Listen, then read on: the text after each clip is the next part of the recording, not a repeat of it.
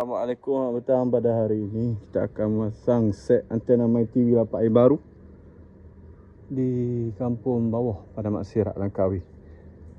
Tuan rumah beli Android TV untuk laluan kabel boleh masuk ke TV.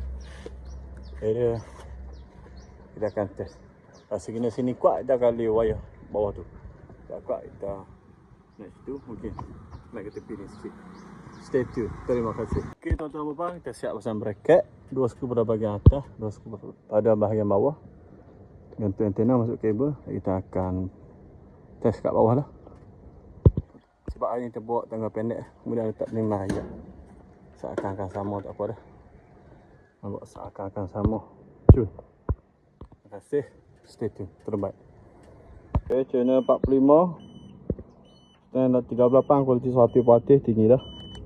Manakala channel 43, strand 38, 39, 40, kualiti 100%. Kita dah lock dah dekat antena tu. Sekejap kita habis lah. Terima kasih. Nak baku wiring dan masuk ke situ. Terima kasih. Kita testing tu pada TV yang ni, ada di TV yang wiring tadi rosak. Yang akan kita sekarang ini ni. Beli kat belakang.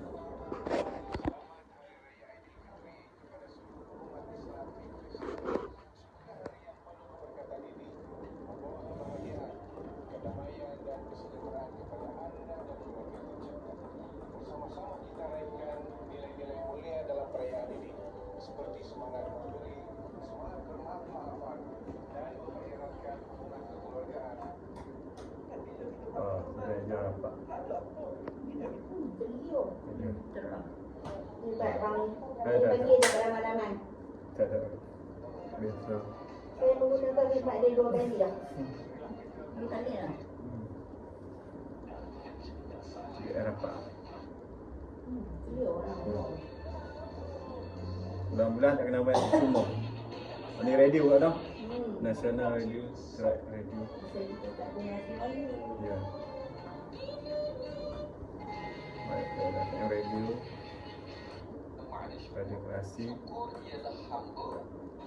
Klasik FM. Radio FM. Sama dia FM rapat. Sama FM rapat. FM rapat. Nombor radio ada. FM radio. FM 91.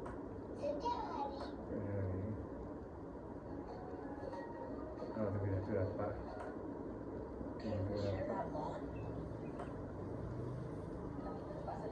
Tiga rapat. Tujuh rapat. 9 rapat. 9 rapat. Yogi ada.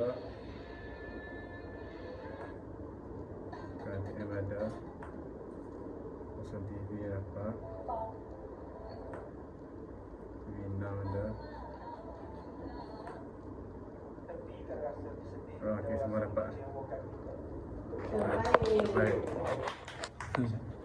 Terima kasih. Selesai pasang set antena MyTV baru pada DTV di Perak Siak lah. Okay. Terbaik. Terima kasih.